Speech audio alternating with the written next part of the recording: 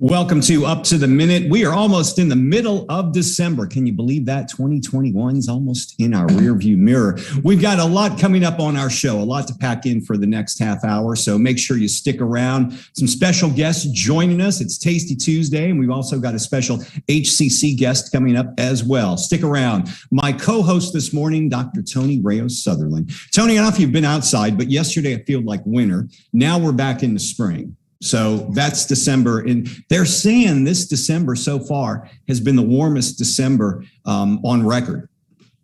That makes sense to me. And I keep waiting for the cold because I like my fireplace going. And, you know, I don't want to put on my air conditioner just so I can have my fireplace. I know, it's like air conditioner, fireplace. And to top it off, they say this weekend, another strong cold front will come through. So for those of you trying to stay healthy, good luck, all right, because we got cold, warm, cold again coming up. That's just December in Houston. Hey, one thing for sure, you can always catch us live on Facebook and YouTube, right here with Up to the Minute, live every morning at 10 a.m. when HCC is in session. But you can catch the rebroadcast of every day's show at noon, 5 p.m. and now at 10 p.m. on HCCTV. But Tony, they can also follow us in all social media. Absolutely.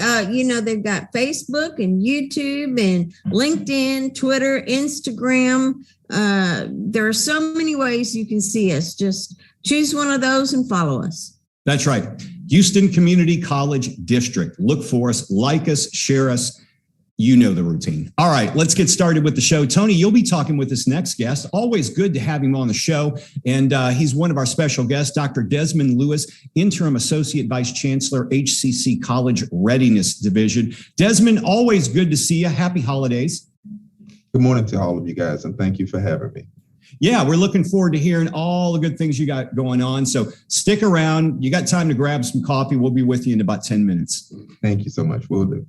All right, we're going to kick things off. It is Tasty Tuesday. You know, one of the restaurants I keep hearing all types of good things about, and I want to get out there, Lucille's Fine Southern Foods. We've got Chef Chris Williams, the executive chef and co-founder, on the show this morning. Chris, good to see you here with us.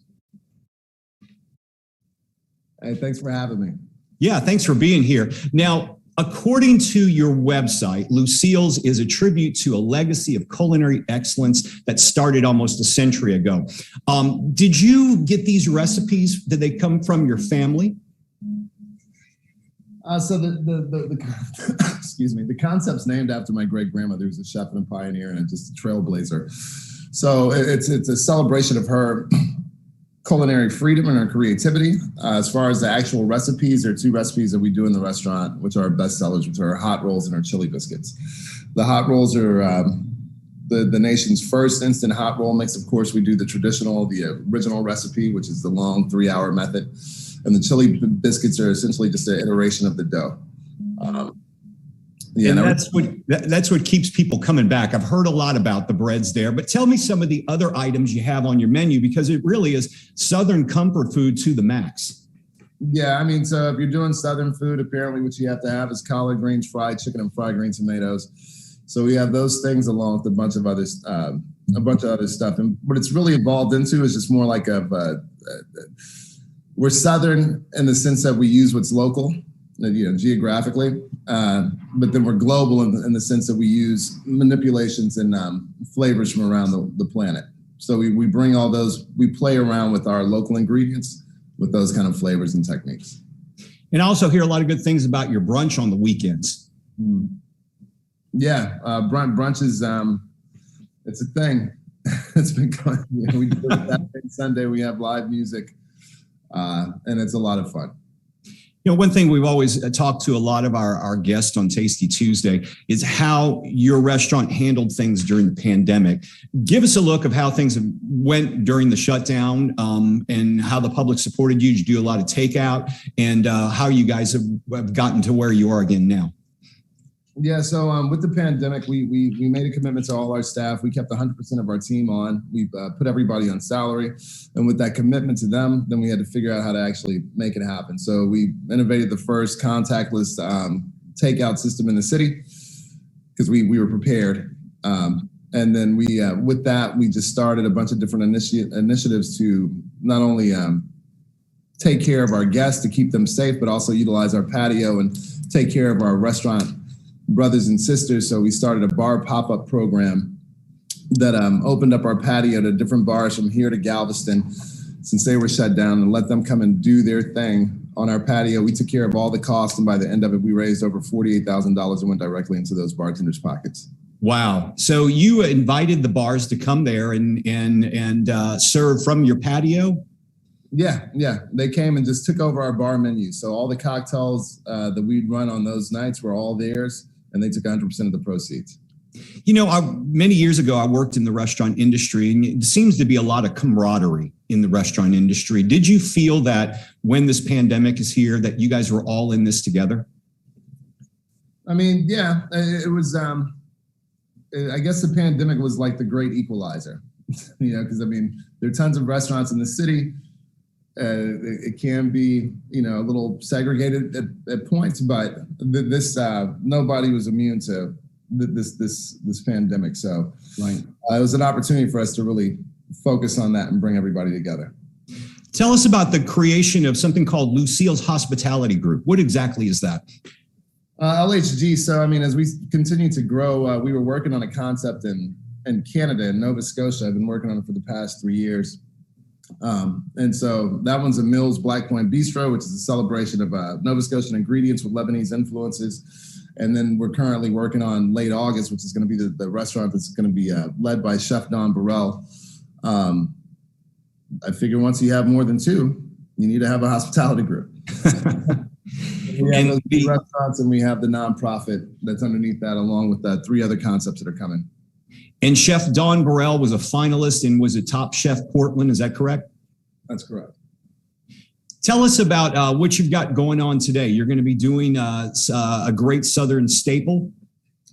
Yeah, so we're actually at my house because the kitchen is busy and they didn't want to make any room for me either. So we're going to try to pull it together as quickly as possible. We're just doing one of our staples that we opened up with, which is shrimp and grits. When we opened up 10 years ago, everybody was doing shrimp and grits, and this was just us throwing our hat in the race.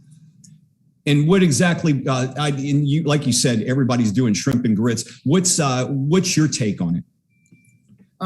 Well, ours is based on the stock. So we do it's just a real study of shrimp. So we do a shrimp stock based with shrimp shells, shrimp heads, and then we just build all our flavors with that. So as opposed to the more thick and cheesy kind of thing, this is more of just it's a lighter, more delicate approach. And do you have something to show us now for that? Yeah, you're actually going to see me cutting. I'm on. Are we ready to switch over? You got me? All right, so I'm walking over to the kitchen. Okay. Can you see me? Yep. Let me, if you can unmute the microphone on that camera, we should be able to see you there.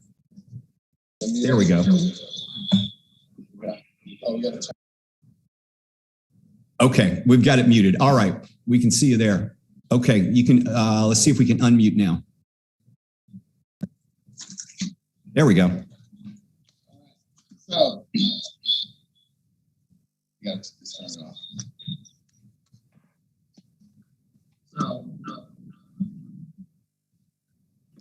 Well, it looks like we're having a little bit of technical difficulty, but let's see if we can get that. There we go. Andouille, salad, shrimp stock, shrimp. I'm going to show you the way that I would make it at home. Yes, I'm at home making it. Where do you get your andouille? Where do you get your andouille from, Steph? I'll do a little bit of fresh. Who wants to know where you get your andouille from? Where do we get our andouille from? Today, we got it from, I don't even know who that is. We typically use Holmes andouille. It's consistent. That's who we go with. Can I hear their questions, or? You should just look. Is this yours? Yeah. Rose. There we go. All right, great. Now I can hear you. Yeah, so we're just going to do a little bit of garlic. And andouille is just a Cajun pork-based sausage that has a little bit of spice. Oh, yeah. Yeah, I love andouille. Yeah, and we love pork. That being said, you don't have to have it with pork if you're not a pork fan. I don't know why you're not a pork fan, but if you're not, you don't have to have it. Okay. So just a little bit of garlic, shallot, andouille, and that's really all we need. All right, you want to come on this side? So we have our grits working that I just made a mess with, and these are stone mill grits, which means they take about 45 minutes to work. So we're not using the quick grits. You're using the real deal. Yeah, at the restaurant, we use the real deal. Okay. Which is a real long process. And the point being, you get a lighter, fluffier, it's almost like puffed rice, essentially. Right. Yeah. And so we have the grits working and olive oil. So now here comes the magic part. A little bit of oil. And then we'll just throw in our shallots. We have a light for this. And then andouille. Hey, we got light. So we let that cook for a minute. Right. And in the restaurant, what we want to do is we want to char it. When you char it, you just bring out more flavors, just an extra layer of flavor. And then we deglaze. We're on a crunch here, so I may not go that far with it, but you'll get the point. We got about probably about 1 minute left, Chef. Okay, perfect. And you got your shrimp there, I would imagine. Yeah, we got our shrimp coming from HEB. HEB is also going to be one of our sponsors in these aren't pilled. One of our sponsors in in our food drive that we have going on the 18th. Okay. So we're feeding 1,800 families, and HEB is going to be our partner with that, which we're really excited about and really grateful for. And is that a seafood stock you're using there, Chef? This is a seafood stock right here. In the restaurant, we use shrimp stock. I got you. That we built from scratch, and it's a fennel tomato shrimp stock. A little bit of grated tomatoes. And then we're just going to finish it off with chives. And a little bit of butter. And I'll show you guys how we plate this real quick. Now, as you mentioned, this is a much lighter take on it with the stock, because a lot of folks would use that heavy cream, but you use a much lighter one, right? Yeah. This one, we just want to, we use Gulf shrimp. They're delicious. We don't feel like, with our approach over Lucille's, we don't want to hide things. Right. We want to showcase the ingredients. And this pan's very hot, but because we only have a few seconds left, I'll go ahead and take the burn. So we put our grits here in the center of the bowl. Throw a couple of shrimp on there.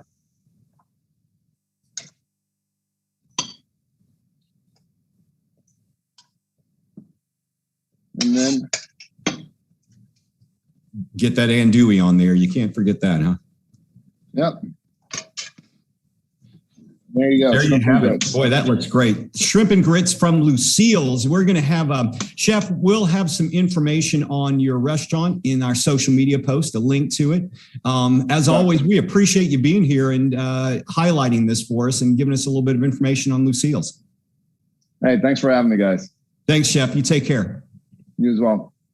All right, we are going to check in with Dr. Tony. Incredible stuff, Tony. I wish we could smell what he was cooking. It looked incredible, didn't it? Your mic's muted, Tony. There you go. I'm ready to eat right now. I know. Right now. Yeah, that looked great. I'm a big shrimp fan. Andouille, you just can't go wrong with all of those flavors there. And I bet you Desmond would probably enjoy that as well. Oh, hey, yeah. Desmond. How you guys doing? Yeah, Dr. Desmond Lewis, Interim Associate Vice Chancellor of HCC's College Readiness Division. How you doing? I'm doing well. And yourself? Pretty good. I'd do better if I ate some of that stuff. But anyway, You are, as it says, the Chancellor, Associate Vice Chancellor of HC's College Readiness Division. What exactly does college readiness mean to everybody? But college readiness has to do with being able to meet the standards as set by the THCCTV, the Texas Higher Education Coordinating Board standards, which has to do with metrics on the TSIA examination. So we use multiple measures here at HCC, and we have other metrics by which to determine college readiness, depending upon the entryway of the student at the school. So basically, it means that a student is prepared to meet the rigor of college level coursework as soon as they enter their classes. Okay.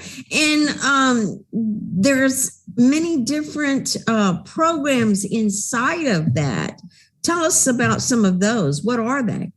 Well, there are many different programs, but there are also different departments within college readiness. So if we want to look at the various departments in our unit called College Readiness, we have our adult education and literacy. And within our adult education and literacy, as you said, there are several different programs, such as our Career for You program. And Career for You, basically, those individuals who are trying to change their careers. And you may have heard of our Change Your Life for $20 campaign. We have a business academy. Which is unbelievable, $20.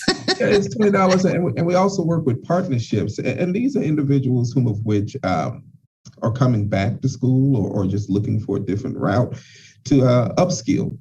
We have information technology, manufacturing. In fact, I know right now AEL is working on a partnership with apprenticeships with Michael Webster, with Dr. Webster, with many outside organizations. So the AEL, Adult Education and Literacy, they also have TSI academies, which help with individuals whom of which want to test and they haven't been in school for a while. In addition to that, we have our P16. Now with P16 is our dual credit program. And when you think about dual credit, I think everyone knows what dual credit is, but it helps the college to interact with our districts and our ISDs in a way that otherwise probably wouldn't be possible. So we have courses, some on HCC campus, some where faculty are embedded within our ISD partners throughout the city. And we have homeschool, private schools, we have charter schools, all of these MOUs. We have several different P16 college directors. There are 5 of them throughout the city, and we have one district director, Dr. Sam West. These persons work with their various partners to ensure that our students, and when I'm saying our students, those students who qualify for dual credit and who are also in HCC, are receiving the quality type of education from our wonderful faculty that they do. The last department within the College Readiness Unit would be the College Readiness Division, which I know sounds a bit confusing if you think about College Readiness as an entire unit. The College Readiness Division is comprised of 4 different departments: the Integrated Reading and Writing, Developmental Math, Intensive English, and our CE languages. Collectively, all of those different departments and areas act as the entryway for students coming into the school. And also there is a national program called Puente program that we have, something like that. It's called the Bridge program, right? Tell us about that. Our Bridge program is based upon the Puente program. In fact, we have a partnership and MOU with the Puente project, and that has to do with the culturally relevant and culturally responsive instruction. Dr. Natalie Garza acts as the coordinator for that program. She's a full-time history faculty member, but she helps bring students into the college through, it's not an application process, it's a sign-up process. So it's to build a sense of belonging. So as a means by which to bring students into the institution, give them supports so that they're successful from the time they start school all the way through the time they leave our institution, and to build them up as civic leaders, to build them up academically. And also we have a financial component in that too for those who qualify. We call them Bridge Ambassadors. Those Bridge Ambassadors are hired within the Bridge program under the supervision of Dr. Garza to go out, recruit work with the program. We have mentors, that are a part of the program. So the program is very robust. We started modestly, but now we are throughout the entire district. We have over 300 students that are active, and we look forward for its continual growth. I love the fact that it's kind of like a cohort thing where you start out with a group and you just continue on. It's kind of like leaning on each other to learn and to grow, right? Yes, definitely a cohort. It's a cohort-based program that allows individuals to, again, build that sense of belonging, build that structural and social bonding to become a cohesive unit and to realize their potential as independent learners, again, and so that they can succeed and go back to their communities and continue to contribute to this great city where we all live. Now, you mentioned co-requisites. Developmental education has truly changed, thank God, through the years. Tell us a little bit about what's special about the co-requisites. Sure. Developmental education has been on a growth cycle. As we all know, there are a lot of students who, as we started this off with, what does college readiness mean? Coming into school, they may not be deemed college ready based upon whatever assessments they've taken. Since the onset of COVID and since 2018, based upon House Bill 2223, we've been able to explore different means by which to expand our supports for our students. And that also works in tandem with our quality enhancement plan, which has to do with personalized learning. But the co-requisites, it's an outgrowth of developmental education that allows for students to be in a college level class and a developmental support course at the same time to ensure that that student receives what he or she needs while they're receiving a college credit within their first semester in school. Currently, in math, we have 4 different pathways that align with statistics, business math, contemporary math, and of course that algebra track.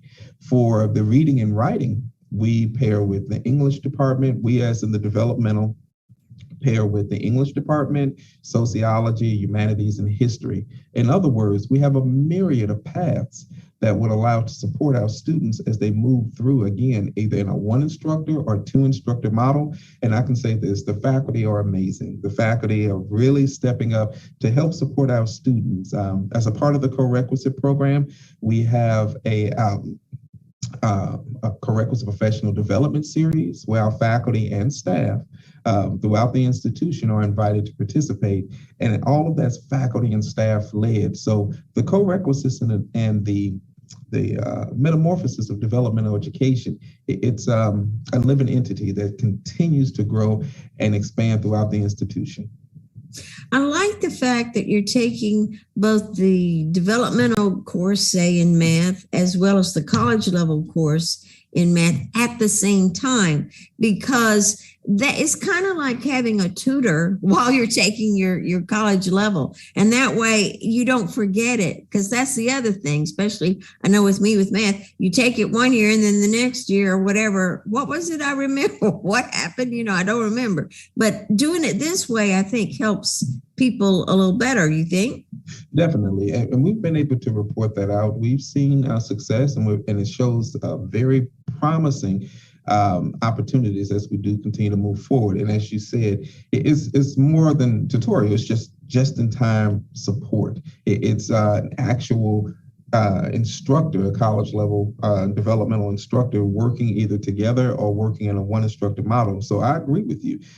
Giving students the opportunity within that first semester to take both of those courses so that you are not forgetting anything and so that you're receiving what you need immediately. Again, we're in the Burger King have it your way society, and it's not having it their way, but it's having what you need. So that's what the co-requisites does. I think it's wonderful. I love this whole division. It's really there to help students. Dr. Lewis, Interim Associate Vice Chancellor of HCC's College Readiness Division. It truly gets the student ready for all college level courses. Thank you so much. Thank you guys for having me. Always good to see Desmond on the show. Thanks, Tony. Okay, we got some HCC news and announcements for you. So check this out. Mental health support group. Yeah, we all need a little bit of help at times. Holidays can be stressful, so HCC's counseling offers a support group 3:30 to 4:30 tomorrow on Wednesday, December the 15th. If you'd like to register for the support group, we'll have a link in our social media post for the show. We are running out of time, Tony, so real quickly, graduation is happening on a Thursday. We want to congratulate all of our graduates. You can watch the live stream here in social media on our website. And this Thursday, we will not have Up to the Minute because we're having graduation. We'll have a show tomorrow, and then our final show for the year will be on Friday. And real quickly, Tony, let's talk about registration, because registration for spring 2022 is underway. It is underway, and you need to go to hccs.edu/now for general registration. I just thought I'd throw in real quick, if you're thinking about nursing or anything allied science, you need to do it now because they're registering for fall 2022 semester. So yeah, you have to register ahead of time with them. Right. So register. There's all kinds of classes, online anytime, online on a schedule, hybrid, in person, hccs.edu/now. Register now. All right. Tomorrow on the show, we've got a very special guest. Hasn't been on the show yet, but you probably heard of him. We're talking about Pancho Claus. He's the self-proclaimed Tex-Mex cousin of Santa since 1981. He's played a part in dressing up in a zoot suit and delivering presents in a lowrider to kids around the city. He also was honored at City Hall. I think it was last week. So we got a lot to unpack with Pancho Claus on the show. And it's a visit with our chief of police as well, Tony. Yes, Chief of Police Michael Benford is going to tell us about some things that are happening here at HCC and ways to be safe during the holiday break. That's right. Okay, we're going to wrap up the show for today. We will be back tomorrow morning live right here at 10 a.m. on Up to the Minute.